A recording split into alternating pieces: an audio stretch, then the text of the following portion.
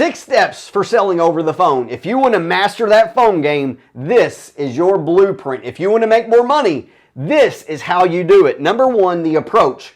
Have you ever heard the old saying, don't judge a book by its cover? I promise you, that is not the case. The customers have not read that book. They know within the first 30 seconds or less if they want to buy from you or not. That is why it is critical that you master the approach.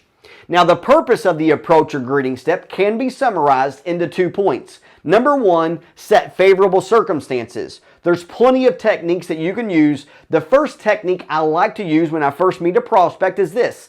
Mention their name 3 times in the first 5 seconds. How do you do that? Great question. This is how you do it. Nathan, please. Nathan, you are a good man. Nathan, this is Brent Lovall. Do you see how I mentioned Nathan's name 3 times in the first 5 seconds? By saying he's a good man, it brings a smile to his face. He's thinking, who is this guy? I like this person. It literally makes them happy right out of the gate. It sets the tone for the rest of the phone call, which is now a happy phone call.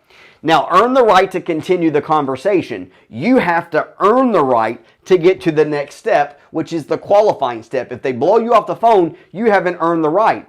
Earn the right to go to the next step, the qualification step. Now, the purpose of the qualifying step is to ask a series of prepared questions. Key word right there, prepared questions, the answers to which will tell you exactly what you have to say and do to make a sale. Yes, it is that easy. If you do this correctly and properly, by asking prepared questions, the prospect will tell you exactly what you have to say and do to make a sale. Now, the main points of the qualifying step are, number 1, determine the prospect's needs, wants, desires, dreams, goals, hot button.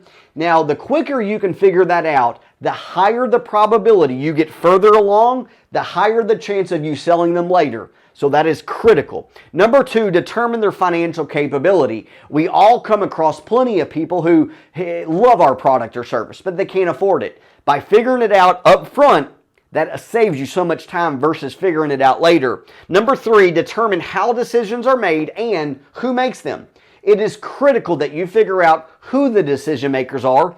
Number 4, determine possible concerns or objections. If you can figure out now what the prospect is going to say later when you ask them for the order, you know exactly what you're going to have to say to overcome that later and basically eliminate it before the objection even comes about.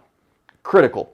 Number 5, review and expand their concerns or objections. Number 6, review and get agreement of their needs. And number 7, bridge into the next step, which is step 3, the presentation.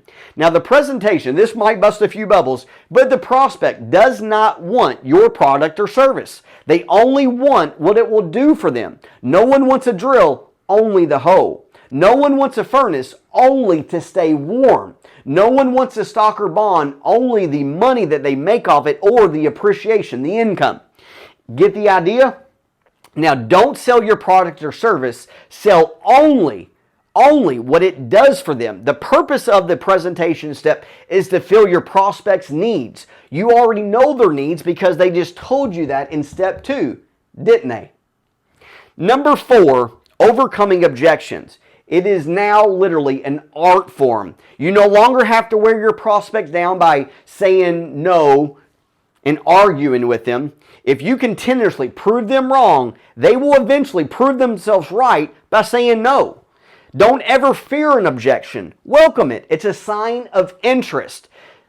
Whenever you hear an objection, no matter what your prospect says, pretend that they have just handed you a note that says, based on what you told me so far, or based on what I understand about what you told me so far, my answer is no. But please tell me more so that I can say yes.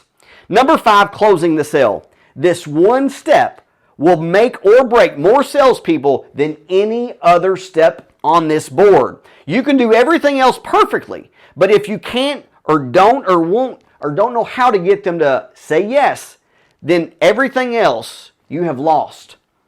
Closing should be nothing more than a logical conclusion to an effective sales presentation.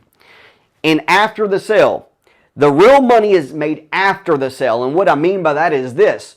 If you have loyal customers, happy customers that keep coming back, that send you referrals, that is what I mean by that. So many people make the mistake of selling the people and never following up. That is bad. You have to be different.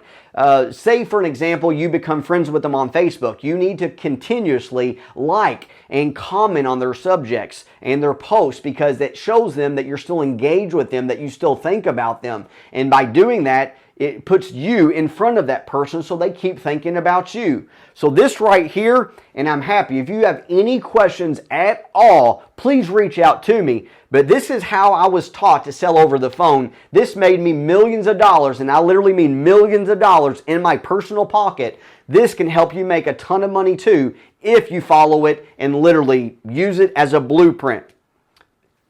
See you at the top. Believe in yourself, because I do.